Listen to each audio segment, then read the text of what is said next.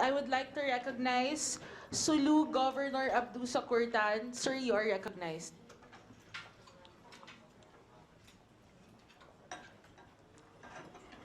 Thank you, Madam Chairman. At sa mga honorable members of this committee as well as our resource persons, maraming salamat. I was just intrigued by the matter of the number of supposed combatants of the MILF, numbering about 40,000. And if I got it right, that we do not have a list of the names of these 40 combatants, as well as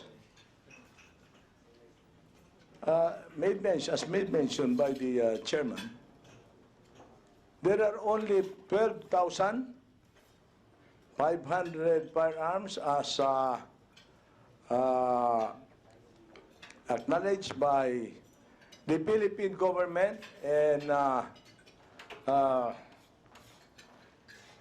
in the hands of the MILF, with only 7,000 firearms again owned by the MILF and 5,500 owned by private individuals. Now, out of this 40,000, I'm certain that the government will be providing funds as part of an incentive for their for this the commissioning process. And we are only looking at something like 7,000 firearms. I really cannot imagine 40,000 combatants with only 12,500 firearms. Secretary Galvez, sir, you made mention about other terrorist groups like the communists, that some members do not also have firearms. These are not members in the case of the MILF. These are combatants. When you say combatants, they go to war. I really do not, cannot comprehend about going to war. You know, I have seen the war in the South. Even perhaps before Secretary Galvez became a soldier, I was already there. I already saw the war in the South when martial law was declared. And I was not a bystander. I was also a participant, except that perhaps we were on opposite sides. I was on government side. So, kaya alam ko, ang firearms ay sobra-sobra. During that time, one combatant would even carry 2 firearms. 1 grenade launcher and 1 long firearm. Meron pa dalang mga bladed weapons. Ganon ang mga ang mga combatants on the ground. Kaya tingin ko siguro dapat huwag tayo maglukuhan. Kasi pagod na kami. Pagod na kami sa lukuhan. Nasasabihin natin 40,000 combatants without any name. How are you going to provide the help or the assistance to these combatants if you do not even know them? Now, yan sana, Secretary Galvez, ang gusto namin ay pagtuunan ng pansin. 3 years after, 3 years, ilan na ba ang na-surrender na firearms o na-turn in? 1,000, you started with 70. Out of the 70, more than 50% were partik. You turned in another 1,000. Most are partik again. Lulukuhin lamang natin ang sarili natin. Sundalo po kayo. Ang mga firearms na yan ay gagamitin against the sundalo. So, bakit naman natin yan papayagan yung mga ganyan? So, yan ang concern namin. Now, another is, you made mention about the codes that have not yet been passed. 3 years, hindi pa naipapasa ang local government code. 3 years, hindi pa naipapasa ang electoral code. So, maraming code. Anyway, siguro, si Secretary Garbes should focus more on the decommissioning because that is what is dangerous. If you allow the enemy, although they are now on our side, but you can never be certain if they will remain on our side or as our allies. Because we have been negotiating from one faction to the other. Nauna yung MNLF, tapos nag-MILF. Ngayon, meron na naman another faction, may BIFF. Kailan ba tayo matatapos nito? Now, you were telling us that you have already started. You made mention about the MNLF. Dapat MNLF nga ang dapat nauna eh. Pero hanggang ngayon, you were in Sulu, or you sent somebody to Sulu, on June 22, before the assumption of President Bongbong Marcos to the presidency. Inaalok ninyo ng 45,000 ang bawat combatant ng MNLF of the Jikiri faction. Actually, that was supposed to be 1,000, but perhaps bilang papogi ay kailangan mayroong mga 100 magpapamabigyan ng 45,000 plus I think livelihood of 55,000 for a total of 100,000. Eh, ang pangako natin doon ay 1,000. Kaya ayaw ng mga roon. Earlier, much earlier, you were telling me about 1.2 billion for the group of Normiswari. Also, this did not happen. That was 2-3 years ago. In fact, you were telling me, may 50 million tayo pagawa natin yung daan doon. Even 5 centavos, wala pong dumating. So yan po ang Secretary Galvez, mas mabuti na yung prangkahan tayo kasi kami ang nahihirapan. Tama si Governor Congressman Palma.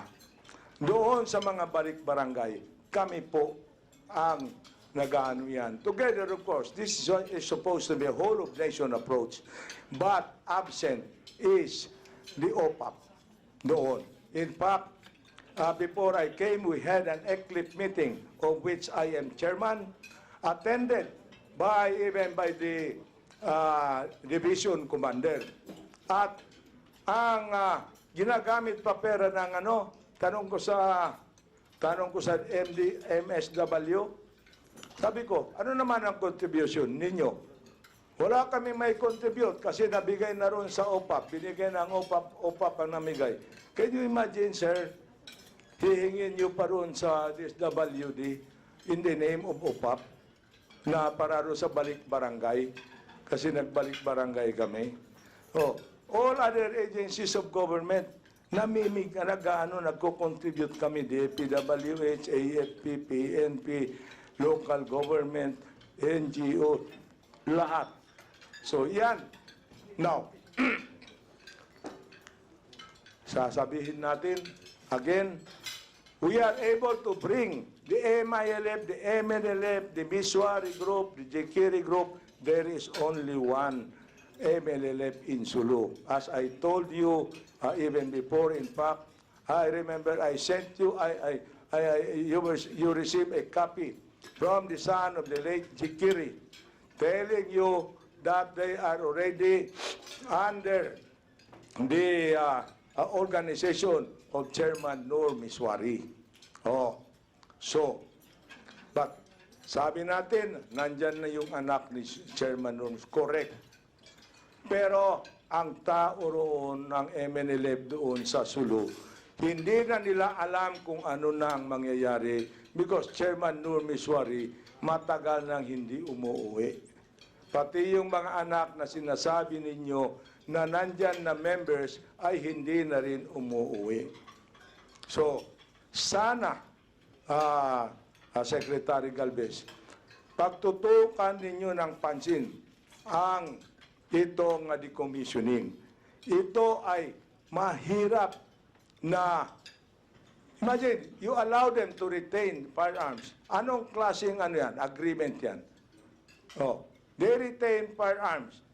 There is even one arrangement, I think, wherein you will have a peacekeeping force to be constituted by 50% AFP-PNP, and then 50% MILF. No. This is, we only have one armed forces. So bakit natin yan pinapayagan yung mga ganyan? At the same time, Secretary Galvez, tanong, ilang beses na ang sundalo nakapasok sa darapanan?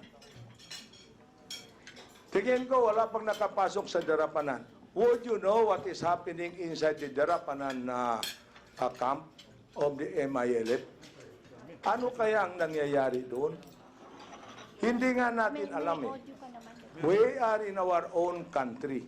Is there any area in this country where government cannot set foot like the Darapanan camp? Oh, yung mga tineturn in natin. Remember, Secretary Galvez, when you were Southcom, West Mincom Commander, pumunta si President Duterte, pumunta si Secretary Lorenzana, nag-turn in ang LGU, more than 1,000 firearms. Not a single firearm was paltic. In fact, puro cruiser. Mahigit 10 caliber 50. Mahigit 10 ang mortar. Ilan ang 90 RR. More than 1,000 nakita ninyo. In fact, you were telling me that made you chief of staff because of that turn-in of more than 1,000 firearms. Na yun ang sinasabi ninyo. Na ngayon, itong makikinabang sa ating pamahalaan na nakikinabang ngayon, hindi ba pwede kunin natin ang pangalan nila? Paano tayo magbibigay ng ayuda sa kanila, ng tulong, na hindi man lang natin alam? Hindi natin kilala. You know, it's mind-boggling. In fact, they claim that you have promised to give them 1 million pesos each. So, pag 1 million, ilang billion yan, yung 40,000. Then how many firearms are we going to collect? Ang delikado dyan, tinatago nila so much funds, 80 billion ang black grant. Ang black grant ba na 80 billion, nagagamit ba yan? Hindi yan nagagamit every year. Oh, they can only implement so much. Even the national government will have a hard time implementing with so much funds. So dapat tinitignan natin ano ang nangyayari sa mga pera na yan. Baka naman ibang napupuntahan. You know, mayroong mga very fertile imagination. Lagi ko sinasabi, even during the time of President Duterte, Sir, hindi ninyo kaya naisip na pag lumaki ito, na hindi natin yan na temper ang mga na yan, hindi kaya pwede magkaroon ng spillover ang gulo dito sa mainland, considering that the headquarters of the MILF they share the same boundary with North Cotabato, with South Cotabato, with Sarangani, with Jensan, and even Davao. Unlike the island provinces, we are separated by water. So yan ang ipinapaano natin. We are thinking aloud. We are not thinking na ngayon lamang. Yan ang sinasabi namin. Kasi With due respect, Secretary Galvez, ano ba naman para sa inyo? Pagkatapos niyan, kayo uuwi na sa inyo. Kami na ang maiwan doon sa sulok. Oh. So, yan pa rin. So, yung sa akin na Secretary Galvez, hindi kwento. Kasi during the time of Ferdinand Marcos, yung tatay ni Bongbong President Bongbong, nandoon na po eh. Kita ko, ang gera talaga. Oh, it was a very cruel war. And very, very good. We had a president like Ferdinand Marcos, where his policy was a policy of attraction. When he told us, I might as well spend money of government to help people than spend money of government to buy bullets and kill Filipinos. So yun ang sinasabi palagi ni President Marcos din. Kaya yun ang pasasalamat namin doon. Kaya sana pagtuunan ninyo ng pansin. Very disturbing itong 40,000 na sinasabi natin. Pagkatapos, ilan lang ang iti-turn in, paltik pa. Sana magkaroon tayo ng executive session about this. And maybe we can tell you some more on what they are doing with the funds and what they are doing on the ground. That is why, pumunta ako kay Secretary Faustino, Sir, pumunta ako sa inyo one night. Ang sabi ko, alam ninyo kami politiko, that we feel also threatened. Oo. Pagka ganito ang nangyayari, kami, we will have to arm ourselves. We are ready also to go to war. Kung survival din namin yan eh. Kaya, hanggat hindi natin yan na kami natitreaten at saka natitreaten ang komunidad, walang very temporary ang peace natin ngayon. Habang may pera, baka may peace pa yan. But ang masama, yung pera, pag napunta yan sa iba. Paano na pag ginamit yan, pagbili ng armas? Oh. Remember, Secretary Galvez, you were offering us 20 million pesos for the Balik Baril program. Oh. Pero hindi ko yan kinuha. Hindi ko, kasi gusto niya ipakuha ko. Kukunin ko pa roon sa opisina ninyo. Sabi ko, may bank account kami, bakit hindi nyo pa ipadala? Gobyerno rin naman kami. Oh. And, ang sabi ko, hindi ako pabul dyan eh. Kasi panahon pa ni President Ramos, ang balik baril. Kasi, ang balik baril, iso-surrender ko ang luma, yung garan, yung carbine, World War II firearms yan. Babayaran ninyo ng 30,000-40,000. Oh, makasurrender ako ng 3, makabili na ako ng isang Armalite maganda. So, in the process, sabi ko, you are actually modernizing the armaments of the enemy. So, yan ang sinasabi ko. So, huwag tayo magtaka kung bakit na yung ating mga kasundaluhan, yan ang naiisip ko. Oh. I remember the late President Marcos Ramos, when he asked me during the presidency of President Gloria, sabi niya, who do you think is the best president of the Philippines? Sabi ko, kayo. Sabi niya, why? You tell me why. Kasi, when you won the elections, you reach out to the political opposition. Imelda, Mitra, Danding Kuwangko, except sabi niya, Miriam Ayaw. Oh.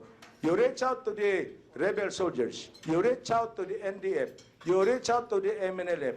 And above all, ang tingin sa inyo ng tao, kayo ay a man of war as a soldier. But nagkamali ang tao kasi ang policy ninyo ay hindi all-out war. Ang policy ninyo ay peace. Ang sabi niya sa akin, sa court, kaya ganun ang policy ko because I am a soldier and I know what soldiery is all about. I do not want to see orphans and widows of my soldiers because they can get killed in the battlefield. Maraming salamat, Madam Chairman. Thank you, Governor Tan. Secretary Galvez. Madam pertaining. Excuse me, I'm sorry. Regarding the codes that weren't passed, I would like our resource person from BARM to answer it. And also, the issue regarding the block grant, bar representatives, please answer that. For now, let's hear from Secretary Galvez first.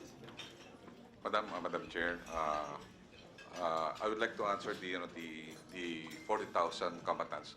Actually, that's the agreement that we had during the previous government during the negotiations with President Aquino, which we followed through. But we have some issues raised also already with the MILF, considering that it was raised also by Congressman Khalid Puro pertaining the parity of firearms and combatants. That's why during our Security, Justice, and Peace cluster meeting, we have agreed that we have to push for 1:1. That's why meaning one combatant, one firearms. So that's the reason why that the panel now is pushing for that, considering that the request of the MILF for 40,000 as against to 7,000 firearms is really, for us also and for the armed forces, is unacceptable. That's why we are pushing for the increase of the firearms, commensurate with the combatants that we will be giving the necessary socio-economic package. The package of 1 million has been clarified per combatant because we told them that no international government has given that luxury of giving 1 million per combatant. In fact, the ratio of the different socio-economic projects that most of countries, they only gave 100,000 to 150,000. The computations that we had before during our meeting with the GNC, we computed it on the black grant that have been given to the MILF or to the BARM government, wherein if you will compute it pro rata in over 10 years' time, you might have socio-economic programs, housing, education, etc., and other services. It might be more than 1 million if we will seriously make use of the black grant solely for the combatant. But we know that the black grant is not only being used for combatant but of social services of all the communities of the farm. That's why the issue still been lingering to because the panel issued that commitment that we don't have any signed agreement with them. That's why we are clarifying that 1 million per combatant is not true. It is some sort of assumption that if we will allocate some portion of that of the black grant, it might be construed that it's more than 1 million. So that issue has been already been resolved with the Chief Minister that we cannot provide that amount on the national government because the money for the peace process has already been given to the BARM with more or less 60 to 70 billion a year. So that has been clarified already. Pertaining yung sa 50 million na budget for the MNLF, sorry to say, supposedly we have more or less 395 million on our NEP this year, but it was transferred to Masbate for unknown reason that it was transferred to Masbate. So that's why the program for the 50 million project for the road project for the MNLF was removed because 395 million for the OPAPP has been transferred to other Pamana project. So that's the reason why we were not able to implement it. But I have already talked to Minister Guerra that they will allocate a portion of their budget to allocate that road going to Camp Astana. And for other issues that have been raised by the Honorable Sakurtan, I will make a report, Madam Chairman, so that the proceedings will not be and I will allow the BARM government to answer the other questions. Thank you, Secretary Galvez. Governor Tan. Madam Chairman, sana Secretary Galvez, mabigyan niyo kami ng listahan. Hindi makain ng utak ko yung na magbabayad ang gobyerno, magbibigyan ng gobyerno Sir. sa combatant na walang pangalan eh. Actually, sir, that's a misconception. Ang lahat ng sir, ang lahat ng combatant binibigyan ng ID yan, sir. It was being verified and validated by the IDB. Ang hindi lang allowed sa amin, sir, is yung listahan mismo will be made into public because the arrangement is the list will be handled by the panels and also by the IDB. So ang sir noon, ang lahat ng binibigyan sir natin, may kanya-kanyang ID po yan sir. Actually may sir, digital ang ng mga IDs. At talagang meron pong bine-verified both by the IDB, different countries represented, and by the CCCH, including the armed forces. Nandun po sa decommissioning na yung lahat ng tao na binibigyan po, talagang binibigyan po ng DSW. Parang 4-piece ID po yun, na nandun po lahat. At naka-indicate po doon kung ano po yung mga benefits na ibigay na sa kanya. Yun po ay binibigay po ng DSWD. Yung money ng that had been lodged to OPAPP is been transferred to DSWD for the purpose of the cash transfer. Ang hinihingi ko sana, Secretary Galvez, sana magkaroon ng roster.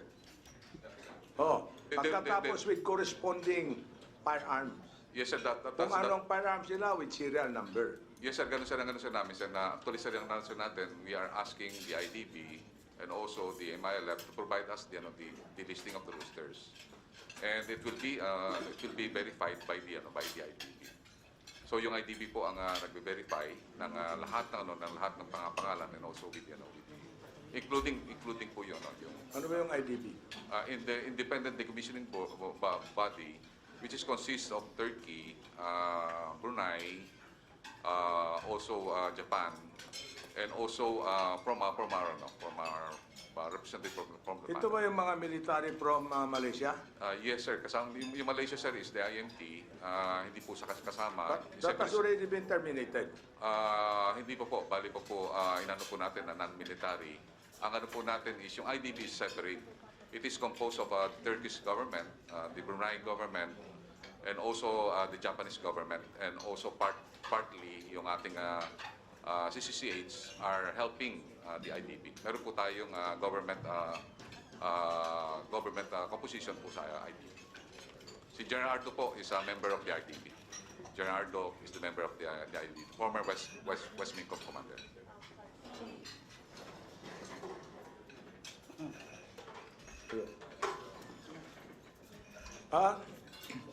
Madam Chairman, paano naman yung ilang beses na po kayo nakapasok with the troops doon sa Darapanan? Sir, madalas po kami pupunta sa Darapanan. And in fact, yung even some of our commanders, brigade commanders and division commanders are also really going there. Nakita naman natin, sir, yung sa Darapanan. Karamihan kasi ng mga international communities are also frequenting the camp.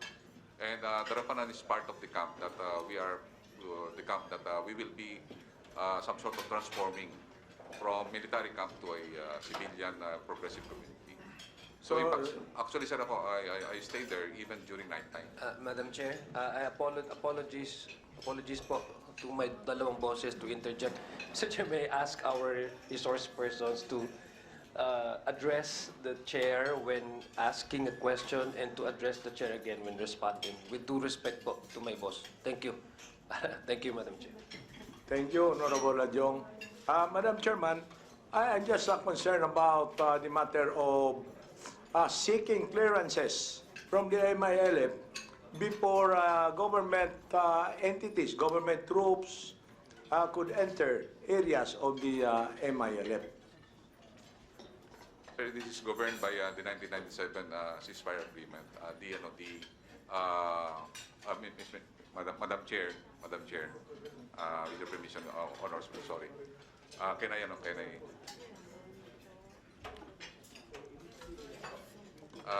Sir, the camp, the visiting of the camp is being governed by the 1997 ceasefire agreement. As of this moment, we are having some sort of coordination pertaining the visitation of the camp. So if we visit Camp Bilal, the other camps, 6 recognized camps, we need some coordination. That's all, Mr. Chair, Madam Chair. By all means. Madam Chair, so in which case, we still adhere to the agreement of 1997. That was peace agreement, That is the ceasefire ceasefire agreement, but there is already a peace agreement. No longer a ceasefire agreement. So in which case, I would think that it is only but proper for our forces, the armed forces of the Philippines, to not really seek clearance, but perhaps just inform them that the armed forces is entering the area, Madam Chair.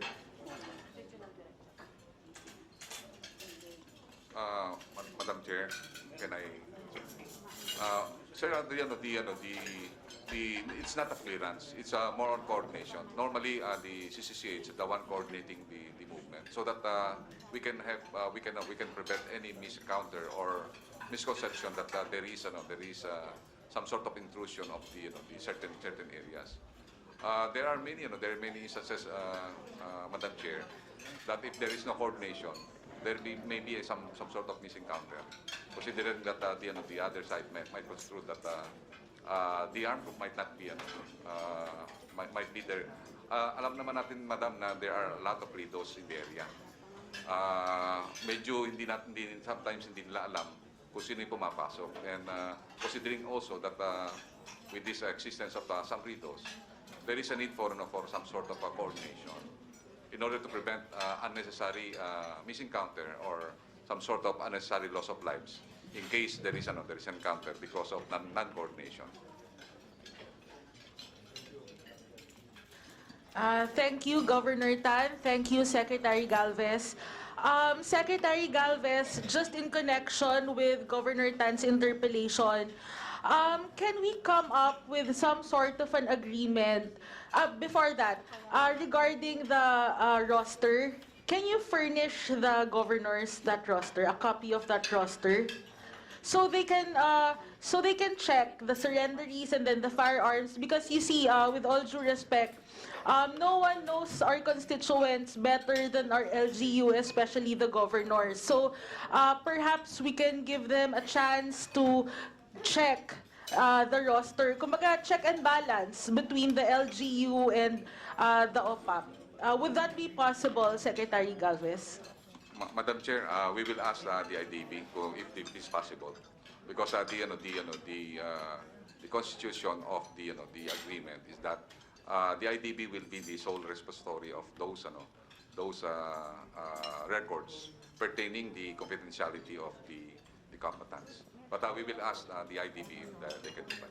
Yes, please allow our governors to check what's in the roster. And also regarding the firearms, yung mga sinusurrender na firearms, posible po kaya na bigyan muna natin ng chance yung LGU natin, specifically the governors, to check kung mga paltik ba yung sinusurrender na firearms? Because I remember nung dati naman na nung time ni President Duterte na nag-surrender ang iba't ibang probinsya ng firearms, nandun naman yung mga LGU and chine-check nila yung firearms kung hindi naman paltik yung sinusurrender. Pwede bang gawin din natin yon dito, Mr. Secretary Galvez?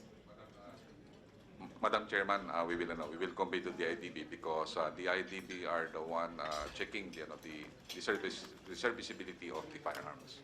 We will convey the request of the governor. Yes, please update this August body about those issues, Secretary. Thank you. Yes, Madam. Yes, Madam Governor Chair, Tan. Alam nyo, pag lahat hindi pwede, walang mangyayari dito sa, with due respect, Madam Chairman, walang mangyayari dito sa meeting natin dito. Oh, kasi ang concern namin dito is decommissioning. I'm more concerned about the decommissioning. Now, kung always we have to consult this, we have to consult that, maybe that will not be allowed because like this and like that, who would know better than us? You know, if anybody tells us they know my people better than I do, I would feel insulted. I should know my people far better than anyone. Now, sa harap ni President Duterte, sinabi ko sa inyo, kasi hindi kayo pumunta roon sa Sulu, kaya hindi ninyo alam. Madam Chairman, sinabi ko yan sa kanya. Oh. So, kaya, kailangan sabihin na natin. Kasi, alam mo, it is so, parang nakakadismaya na yung always, we cannot because this is in confidence. This is only for the IDB, this is only for this, it's only for that. There should be transparency in this. We are part of your government, of this government. We have the right to know. We are the alter ego of the president on the ground. We are the chief executive. Oh, dapat alam namin, Madam Chairman. So kailangan yan ang anuhin natin, Madam Chairman. So otherwise, with due respect, walang mangyayari sa pagpunta namin dito. Thank you, Madam Chairman. Thank you, Governor Tan. Secretary Galvez. Madam Chair, thank you very much, Governor Tan, on your concerns. That's also our concern pertaining the commissioning. And we will convey to the panel and also. And hopefully, it will be favorably considered that the LGU will be part of the commissioning. Yes. With the Can you kindly, Madam Chairman, can you kindly convey to that IDB Yes. that we be made a part of that because we know better than the IDB. Yes, sir. I'm very certain about that. You bring in foreigners to talk about our situation. Would they know any better than us? No way. In fact, the presence of foreign military officers from Malaysia, from Indonesia, moving around the Philippine military camp. Can you go to Malaysia? Can the military go to Malaysia and move around the camp? I was telling the West Vietnam commander, why do you allow this? You are in, we are, this is our country. These are foreign. These are from the intelligence group of this one. And they are spying on us. So, why are we allowing this? Yun ang sinasabi ko kasi ayoko yung, Madam Chairman, ayoko yung parang naglulukuhan na lang. Nahilo na ako sa lukuhan eh. So, thank you, Madam Chair. Thank you, Governor Tan. Secretary Galvez. We will make a necessary representation. May I now call on the representatives from BARM to address the issues regarding the unfinished codes and block grant. Thank you. Thank you, Madam Chair. Assalamualaikum. Magandang hapon po to all the members of the committee as well as the other resource persons. Madam Chair, I'm Raisa Jujuri. I'm a member of the Parliament. And with respect to the codes that are mandated to be enacted during the transition period, 3 of these priority codes have been passed by the Parliament. And these are the Administrative Code, the Civil Service Code, and also the Education Code. These, as well as, I think, 29 other laws were passed by the Parliament during the 3-year transition. And as you would know, we asked for the extension so that we will be able to enact the other codes. One of the other codes, which is the Local Governance Code, has been filed and has in fact been subjected to some public hearings. One other code will be filed within the year and hopefully soon, and this will be the Electoral Code.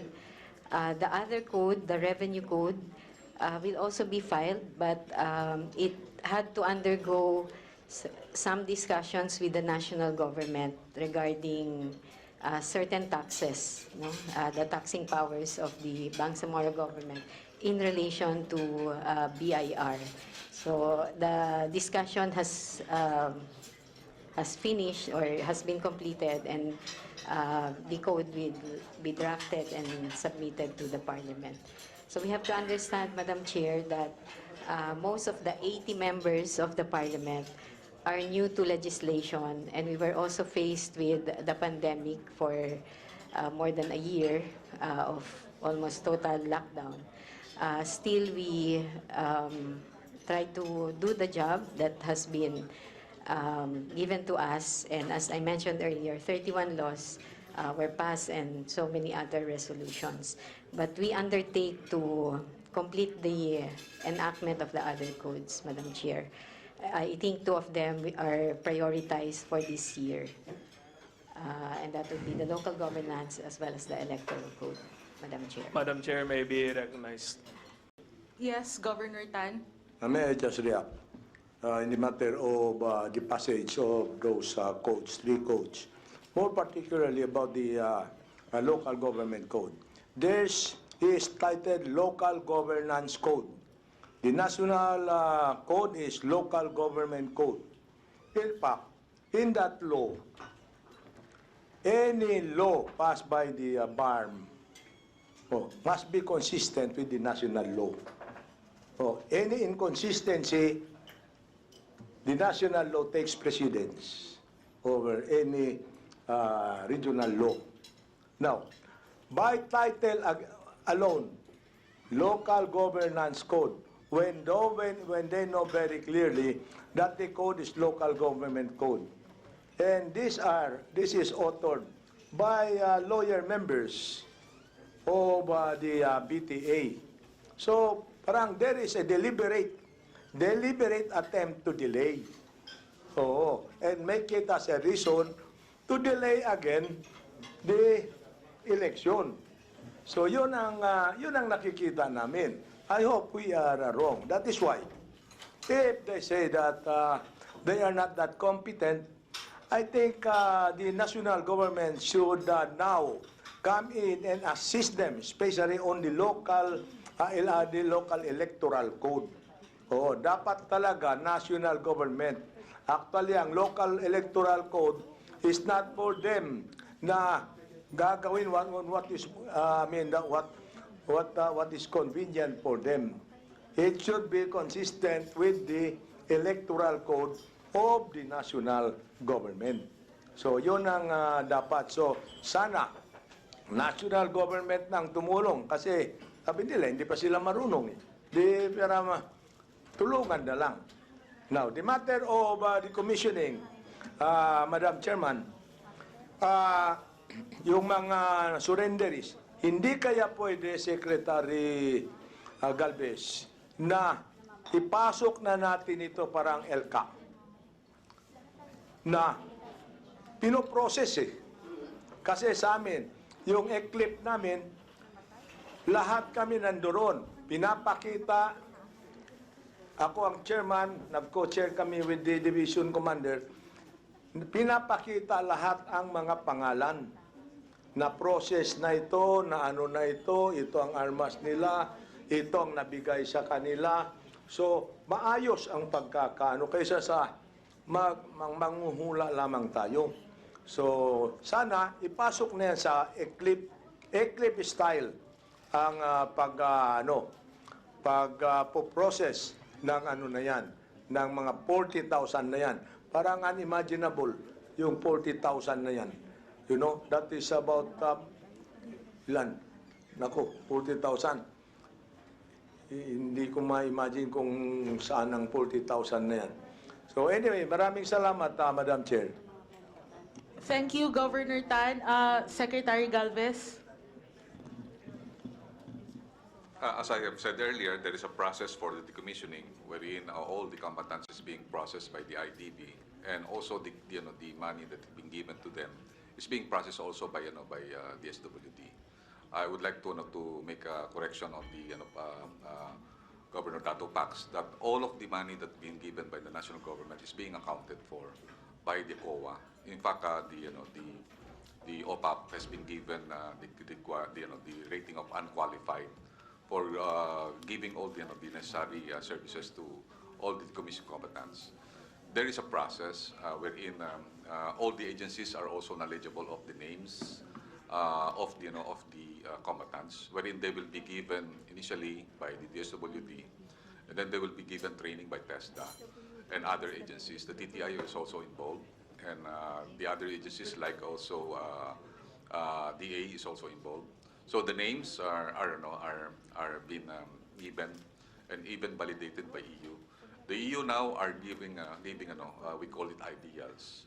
The EU are giving the original, meaning most of our combatants are using aliases. But the EU government and also the UN has provided us some funds in order to give them the true identification. And for now, we have now registering more than 39,000 for your information. Madam Chair. Thank you, Secretary Galvez. Governor Tan. Tungkol lang doon sa sinasabi ni Attorney Ana Basman, CPA. Earlier, ma'am, I had a short conversation with Attorney Rice at the jury about the implementation of your programs as far as my province is concerned.